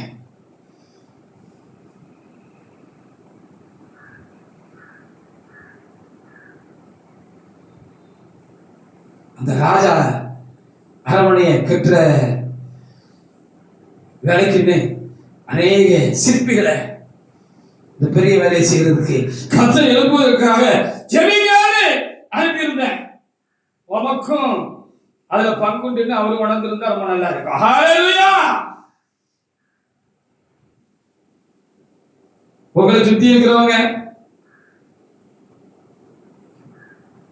சபை பேரை போல மட்டும் ஒட்டி வச்சுக்கிட்டு தங்களுக்காக ஒளியை செய்யறவங்க இந்த பெரிய வேலையை செஞ்சு முடிப்பாங்களா? யோசிச்சு பாருங்க.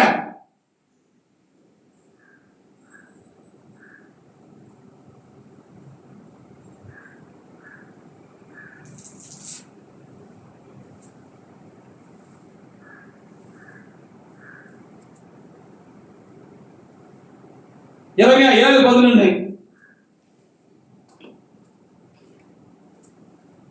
தேவனுடைய சபை. இங்கே கல்லர்களுக்கு இடமில்லை, நிரந்தரமில்லை.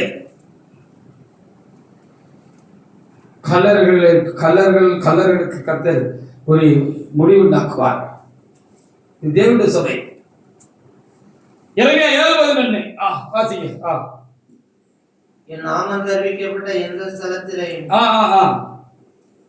என் நாமம் தெரிவிக்கப்பட்ட இந்த ஆலயம் உங்கள் பார்வைக்கு கள்ளக்குள்ளே ஆயிட்டோ, இதோ நானும் இதை கண்டேன் என்று கர்த்தர் சொன்னார். அப்படி விடமாட்டார் ஆண்டவர். நம்பிக்கையோட இருங்க. கர்த்தர் தம்முடைய சபையை திரும்பவும் எந்த இடத்துல விட்டாரோ அந்த இடத்துல இருந்து எழுப்பி கட்டுவாரு. இந்த கர்த்தருடைய சேனை எழுப்பப்பட்ட ஆரம்ப காலங்கள்ல நான் ஒரு நாள் ஒரு தரிசனம் கண்டேன். ஒரு பெரிய கட்டிடம் எழுப்பப்பட்டு இடையில நின்று போயிருந்துச்சு.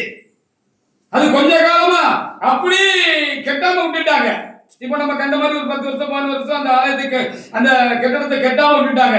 பாதி வளர்ந்துருக்கு, முழுசு முடிக்க விடல, அப்படியே விட்டுட்டாங்க. அந்த 10 வருஷம் 15 வருஷமா அதான் நடக்கிறது. சபையை யாரு கட்டுறா? தங்களை பலப்படுத்தி விடுற வேலை தான் நடக்கு. அதுக்கு ஸ்டண்ட் எல்லாம் நல்லா அடிக்கிறாங்க. பயங்கரமான ஸ்டண்ட் எல்லாம் அடிக்கிறாங்க. பொய்யர்கள், துணிகரக்காரர்கள், துரோகிகள் நல்ல ஸ்டண்ட் அடிக்கிறாங்க. மக்களை ஏமாந்துட்டு இருக்காங்கிறத அர்த்தம். எப்போ மக்களுக்கு கண்டுபிடிச்ச உண்டாகுன்னு நான் தேவசமுத்திர விழுந்து கிடக்கிறேன். இவங்களை கொண்டு சபையை கட்ட மாட்டாங்க.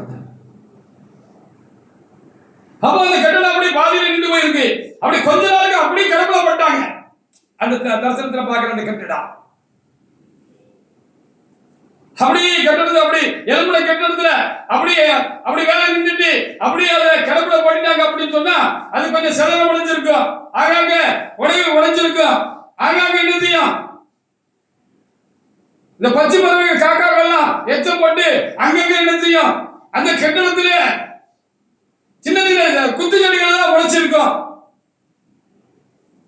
அப்படி ஒரு நிலையில ஒரு கட்டடம் அரைகுறைமா காணப்படுது. நான் அந்த இடத்துல போறேன். அந்த இடத்துல போய் என்ன செய்யறேன்? இப்படி கிடக்கு அப்படின்னு சொல்லி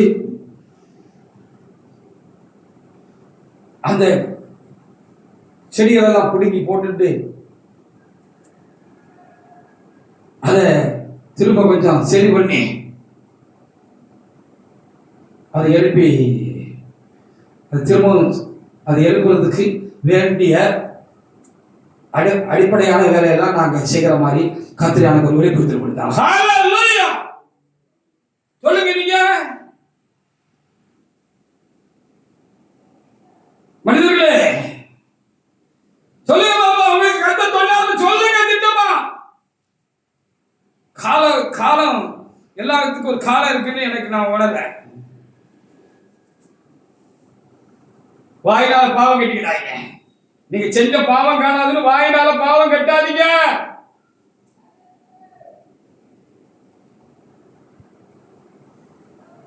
யோவான் 2:15-17 பாருங்க. வியாபார வீடாயிட்டு சுற்று பண்ற இடமாயிட்டு. அன்னைக்கு சவுக்கு எடுத்தவர் இன்னைக்கு எடுத்தா எல்லாத்துக்கும் ஒரு முடிவு உண்டாயிரும். சவுக்கு எடுத்தா அதுக்கு ஒரு முடிவு உண்டாயிடும். அவர் எப்ப சவுக்கு எடுக்காருன்னு தான் தெரியல. நமக்கு காலத்தை நிர்ணயிக்க முடியாது. அவர் தேவன். நம்ம இந்த கல்லுகளுக்காக மண்ணுகளுக்காகவும் பரிந்துரைத்த ஊழியக்காரர்கள் போல கர்த்தர் தம்முடைய வேலையை திரும்பவும் துவக்கி தீவிரப்படுத்துறதுக்காக நம்ம தேவசமுத்திரம் விழுந்து கிடக்கிறது தான் வேலை. விழுந்து கிடங்க. யோவான் 2:15 முதல் 17 வரைக்கும் வசனங்களை வாசிக்கலாம். கயிற்றினால் ஒரு சவுக்கை உண்டு பண்ணி ஆமா அவர்கள் யாவரையும் ஆடு மாடுகளையும் தேவாலயத்துக்கு புறம்பே துரத்தி விட்டு ஆமா காசுகாரருடைய காசுகளை கொட்டி ஆமா விலைகளை கவிழ்த்து போட்டு ஆமா புறாவர்களை நீக்கி ஆமா வேலை இடத்திலிருந்து எடுத்துக்கொண்டு போங்கள் ஆமா என்பதாவது வீட்டை குறித்து வீட்டை வியாபார வீடாக்க அப்படின்னு சொன்னார். எழுதி இருக்கிறது மத்திய புஸ்தகத்துல 23:5-7 வரைக்கும் வாசிங்க. அங்கேயும் கையில எழுதிருக்கு பாருங்க.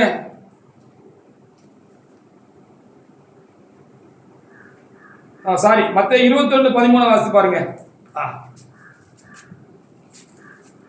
மத்தேயு 21:13 என்னுடைய வீடு ஜெப வீடு. ஆமா, அது ஜெப வீடா இருக்கிறது. தேவன் வாசம் பண்ணுகிற இடமாக இருக்கிறது. தேவன் அங்கே வாசமா இருக்கிறார். அங்கே வருகிற ஜனங்களுடைய மன்றாட்டுகளை கேட்கிறார், ஜெபங்களை கேட்கிறார். அவர்கள் நன்மை செய்யும்படியாக தேவனாகிய கர்த்தர் தம்முடைய சபையை கட்டி எழுப்புகிறார். இந்த சபையில அவர் அப்படியாக இருக்கிறார். சிம்மாசனபதியாக உட்கார்ந்து இருக்கிறார். அவருடைய காதுகளும் கண்களும் அங்கே இருக்கிற நபங்களுக்கு திறந்திருக்கிறது. அங்க கதை கலர் கோரா ஆக்கிட்டீங்களன்னு அங்கேயும் சொல்லியிருக்கிறார். வாசிங்க. நீங்கள் அதை கள்ளக்குறையாக்கினீர்கள் என்றார். பாத்தீங்களா? இப்ப இருக்கிற சாமிகள்லாம் எப்படி சாமிகள் தெரியுமா? தங்களை கும்பிடணும், ஆண்டவரை கும்பிடணும்னு அவசியம் இல்ல, அவங்கள கும்பிடணும். அவங்கள கும்பிட்டா போதும். யார் எப்படி இருந்தாலும், இன்னைக்கு எப்படி கெட்டு போனாலும், நரகத்துக்கு போனாலும், சபை விட்டு போனாலும் அவங்களுக்கு பிரச்சனை கிடையாது. தானியேல் 9:17 முதல் 21 வசனங்களை நமக்கு வாசிக்கிற பொழுது தானியேலுக்குள்ள அந்த பாரம் இருந்துச்சு அப்படின்னு இங்க எழுதியிருக்கிறது. 1 ராஜாக்கள் 18 வாசிக்கிற பொழுது அந்த எலியா தீர்க்கதரிசனத்துல அந்த வைராக்கியம் இருந்துச்சு. அந்த தேவனுடைய காரியங்களுக்காக வைராக்கியம் இருந்துச்சு, தேவனுடைய ஜனங்களுக்காக, தேவனுடைய சபைக்காக வைராக்கியம் இருந்துச்சு நாங்க எழுதியிருக்கேன். அப்படிப்பட்ட தேவனுடைய மனுஷனை கொண்டுதான் அன்னைக்கு பலிபடத்தை செப்பனிட்டு பலி செலுத்தினாரு. திரும்பவும் அந்த தேசத்துல, அந்த கர்த்தருடைய தேசத்துல கர்த்தருடைய அக்கினி இறங்கி வந்துருச்சு, கர்த்தருடைய வல்லமை வெளிப்பட்டுச்சு. தேவனுடைய ஜனங்கள் எல்லாம் திரும்பவும் அந்த கர்த்தருடைய மகிமையை கண்டு முகங்குப்புற விழுந்தார்கள் என்று அங்கே எழுதப்பட்டிருக்கிறது. ஹல்லேலூயா!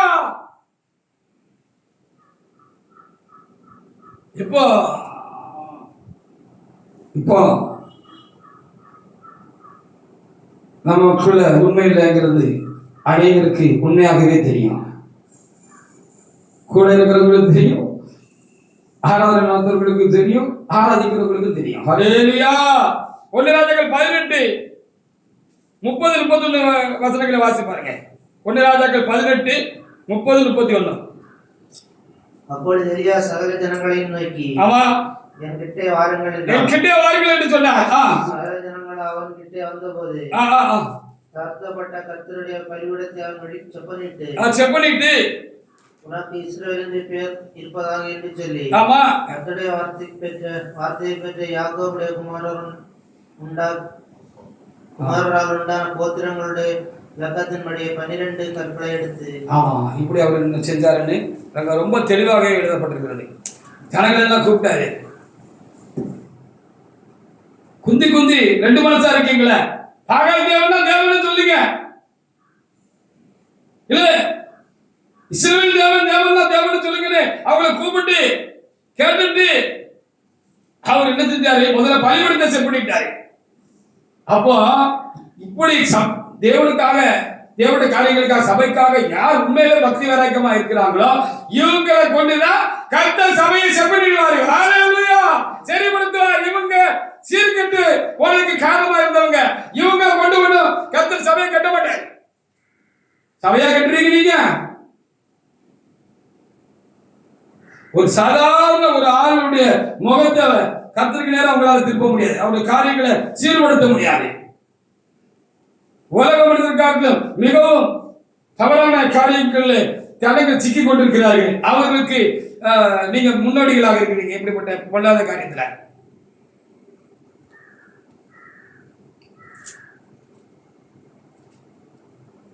அப்படி எலியா சகல ஜனங்களை நோக்கி என்கிட்டே வாருங்கள் என்றான். சகல ஜனங்களும் அவன் கிட்டே வந்த பொழுது தகர்க்கப்பட்ட கர்த்தரை பலிபீடத்தை அவர் செப்பனிட்டார்னு அப்படி சொல்லப்பட்டிருக்கிறது. ஹல்லேலூயா! அப்ப தகர்ந்து கிடக்கிற சபையை யார் கட்டுறது? உடைச்சவங்களா கொண்டு ஆண்டவர் கட்டுவாரு. கர்த்தருடைய சபை என்ன மட்டும் போக முடியாத செஞ்சவங்களை கொண்டா கர்த்தர் கட்டுவாரு. கர்த்தர் தம்முடைய ஊழியக்காரர் யார், தம்முடைய சபைக்காக பரிதவிக்கிறவர் யார் காண முடியாத கர்த்தர் கிரியை நடப்பித்தால் நன்றாயிருக்கும். எல்லாருடைய கண்களை திறந்தால் கண்டிப்பாக நன்றாயிருக்கும் என்று நான் எண்ணுகிறேன். நான் நீதிமானுக்கும் துன்மார்க்கனுக்கும் எனக்கு ஊழிய செய்கிறவனுக்கும் எனக்கு ஊழிய செய்யாத வித்தியாசத்தை திரும்பவும் காண்பிப்பேன் என்று சொன்னது இந்த காலத்தில் நடந்தா நல்லா இருக்கும். அவங்களுக்கு மாறுதல் வராதனால அவங்க தீமையில தொடர்ந்து தங்களை பலப்படுத்திக்கிட்டே இருக்கிறாங்க.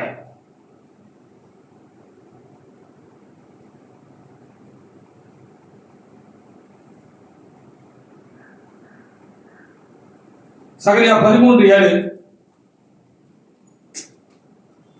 இப்படிப்பட்ட சரிவுண்டான காலங்களில் திருச்சபையின் யுகத்தில் சபையினுடைய காரியங்கள் பாதிக்கப்பட்டு வேலை கர்த்தருக்கு ஆலயம் கட்டுற வேலை சபை கட்டுற வேலை தடைப்பட்டு போயிருக்கிற அந்த காலத்தில் பெரியவங்க போரிலிருந்து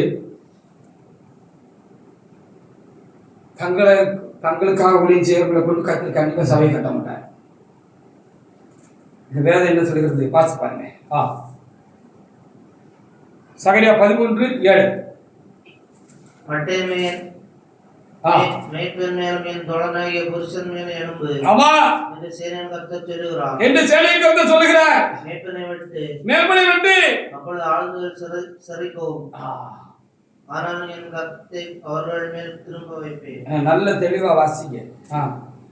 திரும்ப ஒரு தடவை வாசிங்க. பட்டயமே என் மேய்ப்பன் மேல் என் தோழனாகிய என் புருஷன் மேல் எழும்பு என்று சேனையின் கர்த்தர் சொல்லுகிறார்.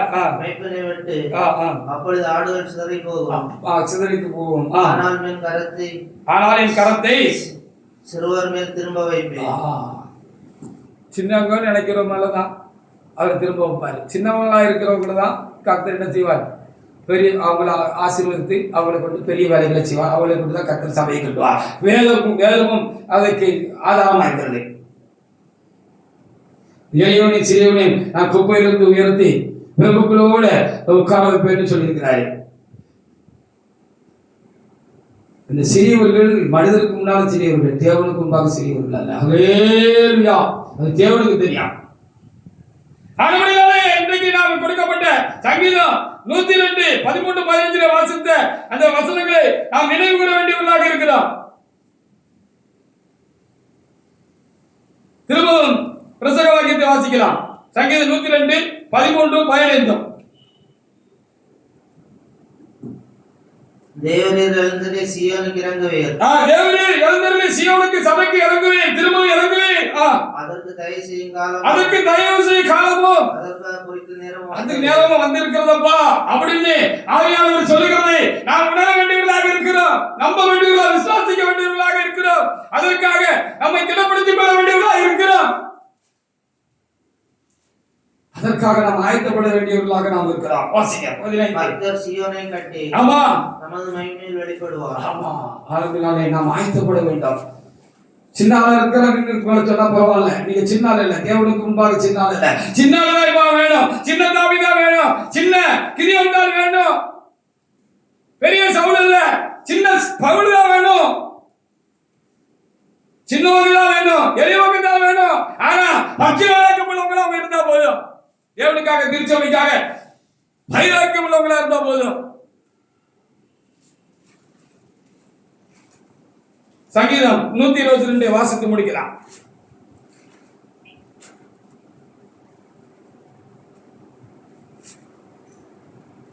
சங்கீதம் 122:6.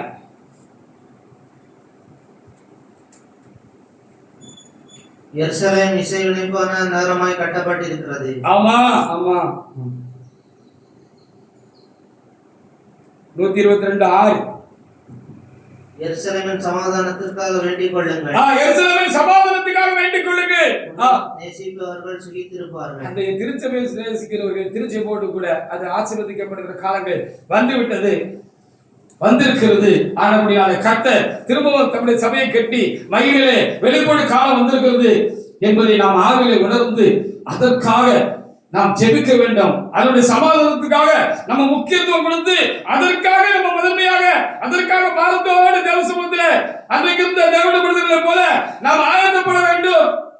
அப்பொழுது அந்த எருசலேமுடைய கூட சேர்ந்து அந்த தாயோடு சேர்ந்து நாமும் தேற்றப்படுவோம், ஆற்றப்படுவோம், ஆசீர்வதிக்கப்படுவோம். அந்த தாய்க்கு உண்டான மகிமை எனக்கு உண்டாயிருக்கும், உங்களுக்கு உண்டாயிருக்கும்.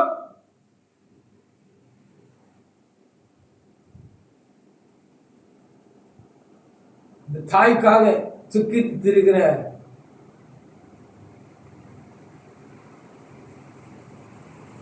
காரியம் கர்த்தருடைய சேனைக்கு உண்டாயிருக்கிறது. கர்த்தருடைய சேனைக்கு தான் உண்டாயிருக்கிறது. கர்த்தருடைய சேனையா இருக்கிற எனக்கு பிரதானமாக உண்டாயிருக்கிறது. ஹல்லேலூயா! சிலருக்கு உண்டாயிருக்கிறது. ஒருவேளை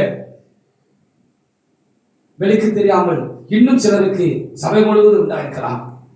கர்த்தர் தாமே எல்லாரையும் ஒருமுகப்படுத்தி திரும்பவும் கர்த்தர்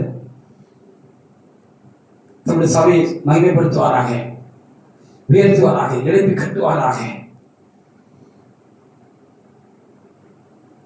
கர்த்தர் சீயனை கட்டி, சபையை கட்டி, புதிய சபையை கட்டி மகிழ மேல வெளிப்படுவாராக.